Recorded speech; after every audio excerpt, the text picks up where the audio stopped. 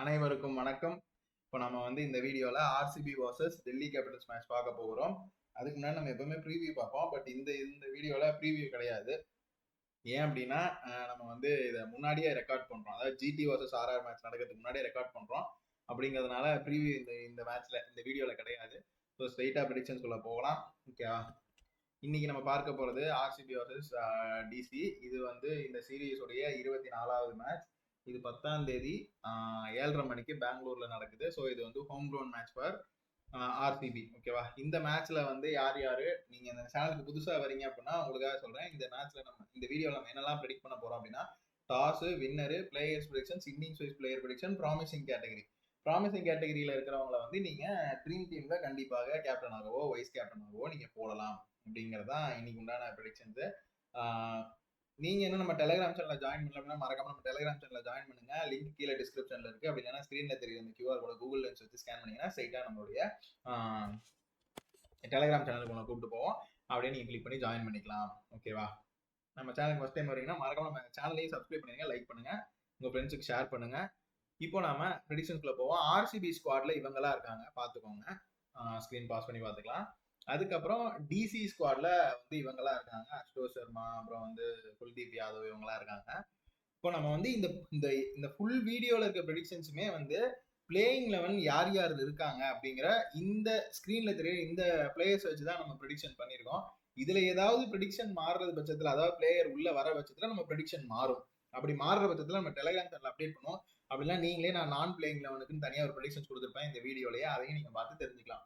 ஓகேவா? பிளேயிங் லெவன்ல இன்னைக்கு Padikkal, Patidar, Tim David, Virat Kohli, Krunal Pandya, Phil Salt, Bhuvneshwar Kumar, Josh Hazlewood, Rasikh Salam அப்படி இல்லைன்னா இன்னொரு பிளேயர் சுயாந்த் சர்மா அவர் இருப்பார். அவரு பதிலாக ரீப்ளேஸ் பண்ணிக்கலாம். யஷ் தயால், லியான் லிவின்சன், ஜிதேஷ் சர்மா இவங்கெல்லாம் இருப்பாங்க. டிசில Ashutosh Sharma, Faf du Plessis, Jake Fraser, அப்புறம் Axar Patel, Abhishek Porel, Tristan Stubbs, Kuldeep Yadav, Mitchell Starc, Mohit Sharma, Mukesh Kumar, Vipraj Nigam, KL ராகுல் இவங்கெல்லாம் இருப்பாங்க. ஸோ இந்த அனுமானத்துல தான் நம்ம போறோம். அடுத்தா ப்ரெடிக்ஷன்ல போவோம்.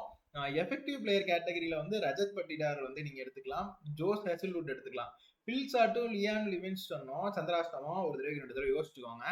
என்ன கேட்டா வேணான்னு தான் சொல்லுவேன். அப்படி இல்லைன்னா ஒரு 45% இல்லைன்னா 50% நல்லா விளையாடுவாங்க. அடுத்ததா டேலண்ட்ஃபுல் பிளேயர் கேட்டகரி. இப்ப நம்ம இந்த மாதிரி பிரிச்சு எதுக்கு கொடுக்குறோம் அப்படின்னு நீங்க கேக்குறீங்கன்னா, இப்ப நம்ம வந்து ஒருத்தங்க நல்லா விளையாடுவாங்கன்னு சொல்லியிருப்போம்.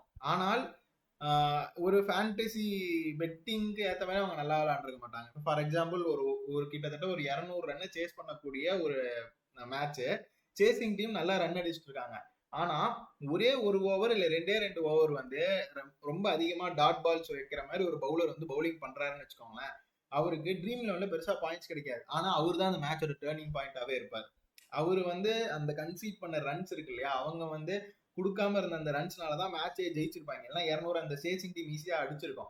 ஆனா இந்த ஒரு பிளேயர் இவங்க வந்து நிறைய டாட் பால் கொடுத்து 2 ஓவர் போட்டனாலதான் மேட்சே ஜெயிச்சிருக்கோம். ஸோ அந்த மாதிரி இருக்கக்கூடிய பிளேயர்ஸ் எல்லாம் இங்க வருவாங்க. ஒரு கேட்டகரியில ஒரு மாதிரி விளையாட்டு விளையாடுவாங்க. நம்ம கொடுக்குற பிளேயர்ஸ் இந்த 6 கேட்டகரி பிளேயர்ஸுமே நல்லா தான் விளையாடுவாங்க. ஆனா யாரை நீங்க அதிகமா எடுத்துக்கலாம் அப்படின்னா எஃபெக்டிவ் பிளேயர், அப்புறம் வந்து நோட்டபிள் பிளேயர், அப்புறம் டேலண்ட் பிளேயர், எபோவ் எவரேஜ், இந்த 4 கேட்டகரியை மட்டும் ஃபர்ஸ்ட் பாருங்க. இது போக உங்களுக்கு பிளேயர் தேவைனா மட்டும் டேலண்ட் ஃபுல்லுக்கு ஃபேர் பிளேக்கும் சென்சேஷனலுக்கும் நீங்க வரணும். அதை நான் பத்தி டீட்டெயிலா இன்னொரு ஸ்லைட்ல எக்ஸ்பிளைன் பண்றேன். Talent full பிளேயர்ல Virat Kohli, Faf du Blessy, அப்புறம் வந்து அக்ஷர் பட்டேல், குல்தீப் யாதவ் இவங்க 4 பேருமே நல்லா விளையாடுவாங்க. 4 பேர் எடுத்துக்கலாம். அபோவ் ஆவரேஜ்ல தேவ்தத் படிக்கல், யஷ் தயால், ஜிதேஷ் சர்மா இவங்களும் நீங்க எடுத்துக்கலாம். அடுத்த நோட்டபிள் பிளேயர் பாத்தீங்களா, நான் நோட்டபிள் அப்புறம் எஃபெக்டிவ் இதெல்லாம் சொல்லியிருந்தேன். எஃபெக்டிவ்ல பாத்துக்கோங்க. எஃபெக்டிவ்ல நீங்க ரஜத் பட்டிதார் எடுத்துக்கலாம், Josh Hazlewood, Virat Kohli, Faf du Plessis, Axar Patel, Kuldeep Yadav, Devdutt Padikkal, Yash Dayal, Jitesh Sharma. அப்புறம் நோட்டபிள் பிளேயர்ஸ்ல வந்து நீங்க Tim David, Bhuvneshwar Kumar, Tristan Stubbs இவங்களே எடுத்துக்கலாம். ஸோ இவங்களை எடுத்து நீங்க டீம் போறீங்க அப்படின்னா கண்டிப்பா இந்த கொலாபரேஷன்ல, அதாவது இந்த இப்போ நம்ம வந்து ஒரு 15 பிளேயர் கொடுக்குறோம்னு வச்சுக்கலாம். அந்த 15 பிளேயரை நீங்க ஒரு 11 காம்பினேஷன்ல நிறைய மாத்தி நீங்க ஒரு 5 டீம் போட்டீங்கன்னு வைங்களேன், கண்டிப்பா ஜெயிப்பீங்க. சென்சேஷனல் பிளேயர் கேட்டகரியில கிருணால் பாண்டியா, அஷ்டோஷ் சர்மா, அப்புறம் வந்து மிச்சல் ஸ்டார்க், ஸோ இவங்கெல்லாம் வருவாங்க. நீங்க இவங்களும் நல்லா விளையாடுவாங்க. ஃபேர் பிளே கேட்டகரியில வந்து ரஷிக் சலாம், அப்புறம் வந்து விப்ரஜ் நிகம், ஸோ இவங்கெல்லாம் நல்லா விளையாடுறதுக்கான வாய்ப்புகள் இருக்கு. இதை நீங்க பார்த்து இப்படியே ஒரு டீம் போட்டீங்கன்னா சூப்பரா உங்களுக்கு வரும். இதே நான் பிளேயிங்ல வந்து யார் நல்லா விளையாடுவாங்க விளையாட மாட்டாங்கிறத மிக்சடா போட்டிருக்கேன். ஃபிளாப் பிளேயர்ஸ் தனியா கொடுப்பேன், அதை பார்ப்போம். சுயாந்த் சர்மா சப்போஸ் நீங்க பிளேயிங்ல அவங்களை வந்தார் அப்படின்னா நீங்க அவர் எடுத்துக்கலாம். ஸ்வஸ்திக் சிக்காரா நல்லா விளையாடுவாரு. லுங்கி கிடி நல்லா விளையாட மாட்டார், நுவான் துசாரா நல்லா விளையாடுவார், மனோஜ் பண்டகே வேண்டாம் அப்படின்னு சொல்ல, மோஹித் ராத்தே நல்லா விளையாடுவார், சென்சேஷனான ஒரு பெர்ஃபார்மன்ஸ் இருக்கும். அப்புறம் ரொமாரியோ சப்போர்ட் நல்லா விளையாட மாட்டார், ஸ்வப்னில் சிங் நல்லா விளையாட மாட்டார், ஜாக்கப் பெத்தல் ஒரு ஆவரேஜ் பெர்ஃபார்மன்ஸ் இருக்கும் எடுத்துக்கலாம், சமீர் ரிஸ்வி எடுத்துக்கலாம், அப்புறம் கருண் நாயர் எடுத்துக்க வேண்டாம், அப்புறம் அஜய் மண்டல் எடுத்துக்கலாம். ஸோ இதுதான் வந்து நான் பிளேயிங்ல வரும். அப்படியே பார்ட் 3ல வந்து ட்ரிபுரானா விஜய் நல்லா விளையாட மாட்டாரு, டொனவான் ஃபெராரியா நல்லா விளையாடுவாரு, தர்ஷன் நல்கண்டே வேண்டாம், துஷ்மந்தா சமீரா வேண்டாம், டி நடராஜன் வேண்டாம். ஸோ டி நடராஜனுடைய பெர்ஃபார்மன்ஸ் நம்மளுக்கு வந்து இது வரைக்கும் வந்ததே இல்லை, அப்படிங்கிறதுனால இந்த ப்ரெடிக்ஷன் கரெக்டாக இருக்குமான்னு தெரியல. ஸோ நான் பிளேயிங்ல இருக்கிறத அவ்வளோவா எடுத்துக்க வேண்டாம். அடுத்ததா இப்போ நம்ம டீம் ஓவரால் பெர்ஃபார்மன்ஸ் எப்படி இருக்கும் அப்படிங்கிறத நம்ம பார்ப்போம். பொதுவாக இதில் நீங்கள் பார்த்தீங்க அப்படின்னா இன்னைக்கு ஆர்சிபியில் இருக்க பிளேயர்ஸ்லாம் வந்து நிறைய பேர் நல்லா விளையாடுறதுக்கான வாய்ப்புகள் இருக்கு அப்படிங்கிற மாதிரி காட்டுது. அதுவுமே வந்து குறிப்பிட்டு இன்னும் சொல்லணும் அப்படின்னா, இப்போ நம்ம வந்து ஆர்சிபியில தான் நிறைய பிளேயர்ஸ் நல்லா விளையாடுறாங்க அப்படின்னா, சில டைம் டிசி ஜெயிக்கிறதுக்கான வாய்ப்புகளும் இருக்கும் சில நாள். அது ஏன் அப்படின்னு நான் சொல்றேன்னா, இதுல நீங்க இன்னும் கொஞ்சம் ஒரு புரிதல் ஏற்படுத்திக்கணும். இப்போ ஃபார் எக்ஸாம்பிள் இந்த வீடியோல நீங்க வந்து இந்த ஸ்லைட்ல நீங்க இந்த வயலட் கலர், ரெட் கலர் வந்து நோட்டபிள், அப்புறம் ப்ளூ கலர், கிரீன் கலர் வந்து எபோ எவரேஜ் டேலண்ட் சொல்லி இதை 4 கேட்டகரி தான் நான் ஃபர்ஸ்ட் ரேங்கே சொல்லியிருப்பேன். அதுக்கப்புறமா தான் ஃபேர் பிளே சென்சேஷன். இதுல பாத்தீங்கன்னா ஃபேர் பிளே சென்சேஷன் தான் வந்து கிட்டத்தட்ட ஒரு 3 பிளேயர் இருக்காங்க எதுல டிசில. அதை குறைச்சிட்டு பாத்தீங்கன்னா கிட்டத்தட்ட 7ல் 3 போச்சுன்னா 4 பிளேயர் தான் நல்லா விளையாடுவாங்க. ஆனா இங்க பாத்தீங்கன்னு வைங்களேன், அந்த ஆரஞ்சும் எல்லோவையும் தூக்குனா கிட்டத்தட்ட 11 பிளேயர்ல வந்து 2 பிளேயரை தூக்குனீங்க அப்படின்னா கிட்டத்தட்ட 9 பிளேயர் வருவாங்க. 9 பிளேயர் நல்லா விளையாடுறது ஜெயிக்குமா இல்ல வந்து டிசி தான் ஜெயிக்குமா? இதே கேஸ் வந்து இப்படி மாறுதுன்னு வச்சுக்கோங்க. இப்போ நான் வந்து அப்படியே for example violet colour category, red category மட்டும்தான் டிசியில் இருக்கு அப்படின்னா நான் கண்டிப்பாக டிசி பக்கம் சொல்லுவேன். இன்னைக்கு டிசி பக்கம் பிளேயர்ஸ் பெர்ஃபார்மன்ஸ் பற்றி பார்க்கும்போது வரல. இதை பற்றி நான் டீட்டெயிலாக சண்டே லைவ்ல வந்து உங்களுக்கு எக்ஸ்பிளைன் பண்ணுறேன். இப்போ வீடியோ லென்த்தாக போகக்கூடாது, அப்புறம் வந்து நிறைய கருத்து வரும். சீக்கிரம் சொல்லுங்க, அதனால நான் சொல்கிறேன். உங்களுக்கு எக்ஸ்பிளைன் பண்ணாலுமே வந்து நீங்கள் அதை புரிஞ்சிக்க மாட்டேங்கிறீங்க. நான் என்ன பண்ணுறது? சரி, நம்ம அடுத்ததாக போவோம். ஸோ இன்னைக்கு பிளேயர்ஸ் பெர்ஃபார்மன்ஸை பொறுத்த வரைக்கும் ஆர்சிபி ஜெயிக்கிறதுக்கான வாய்ப்புகள் இருக்கு. ஃபிளாப் பிளேயர்ஸ்ல வந்து லுங்கி கிடி, ரொமாரியோ ஷெஃபர்ட், அப்புறம் வந்து ஸ்வப்னில் சிங், ஜேக் ஃப்ரேசர் மெக்ரூக், அப்புறம் அபிஷேக் குரல், மோஹித் சர்மா, முகேஷ் குமார், கருண் நாயர், திரிபுரானா விஜய், கேஎல் ராகுல், அப்புறம் தர்ஷன் நல்கண்டே, அப்புறம் டி நடராஜன். இவங்கெல்லாம் வந்து ஃபிளாப் பிளேயர் கேட்டகரியில் வராங்க, நல்லா விளையாட மாட்டாங்க. அடுத்த ப்ராமிசிங் பிளேயர் கேட்டகரியில் பார்ப்போம். தேவ்தத் படிக்கல், டிம் டேவிட், விராட் கோலி ப்ராமிசிங்காக விளையாடுவார், புவனேஸ்வர் குமார் ப்ராமிசிங், எஸ் தயால், அப்புறம் வந்து ஸ்வஸ்டிக் ஜிகாரா.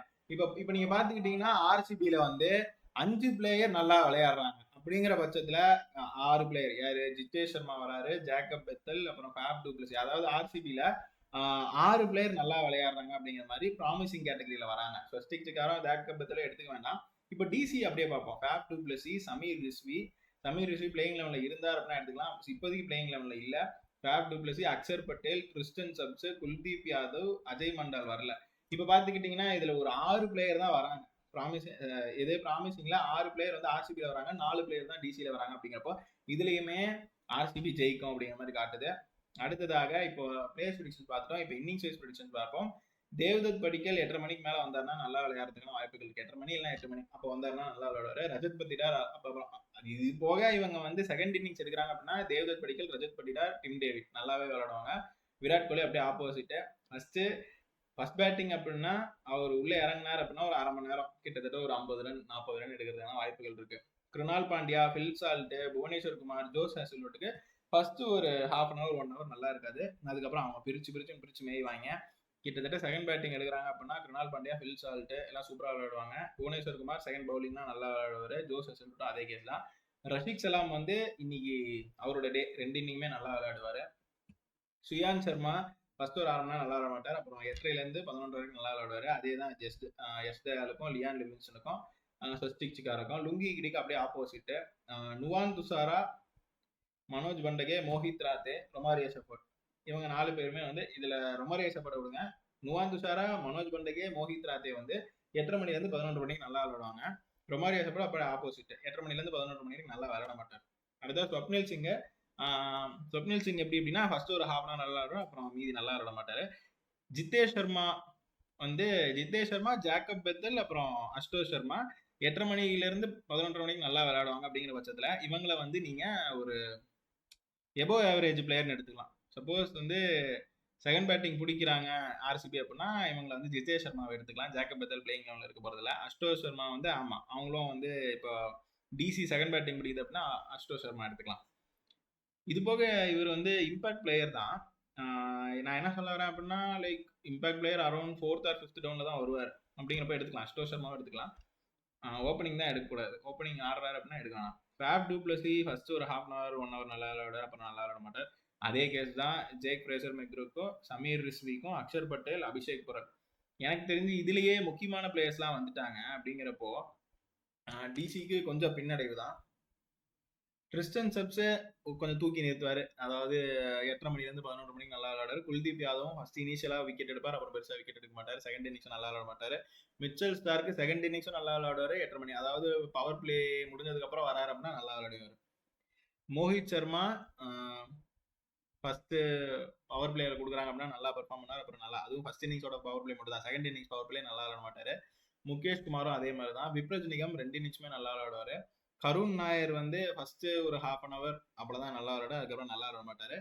அடுத்ததா அஜய் மண்டாலும் திரிபுரானா விஜயும் அதே மாதிரி தான் விளையாடுவாங்க. செகண்ட் இன்னிங்ஸ் நல்லா விளையாட மாட்டாங்க. ஃபர்ஸ்ட் இன்னிங்ஸ் ஆவரேஜ் விளையாடுவாங்க. டொனவான் ஃபெராரியா செகண்ட் இன்னிங்ஸ் நல்லா விளையாடுறாரு. ஃபர்ஸ்ட் இன்னிங்ஸ் ஆவரேஜ் தான். கேஎல் ராகுல் வந்து செகண்ட் இன்னிங்ஸ் நல்லா விளையாட மாட்டார். First innings average. அதே தான் தர்ஷன் நல்கண்டேக்கும். துஷ்மந்தா சமீரா செகண்ட் இன்னிங்ஸ் நல்லா விளையாடுறாரு. First innings average. T Natarajan first innings வந்து ஆவரேஜ். செகண்ட் இன்னிங்ஸ் சுத்தமாக விளையாட மாட்டார். ஸோ இதுதான் பிளேயர்ஸ் ப்ரெடிக்ஷன்ஸ். இப்போ நம்ம வந்து வின்னர் ப்ரெடிக்ஷன்ஸ் பார்ப்போம். இந்த மேட்சை பொறுத்த வரைக்கும் ஆர்சிபிக்கு வாய்ப்புகள் அதிகமாக இருக்கு. அவங்க செகண்ட் பேட்டிங் எடுக்கிறாங்க அப்படின்னா கண்டிப்பாக அவங்க ஜெயிக்கிறதுக்கான வாய்ப்புகள் இருக்கும். இதே மாதிரி தான் கேகேஆருக்கும் சொல்லியிருந்தோம். செம்ம ஃபைட்டு கேகேஆர் வர்சஸ் எல்எஸ்ஜி.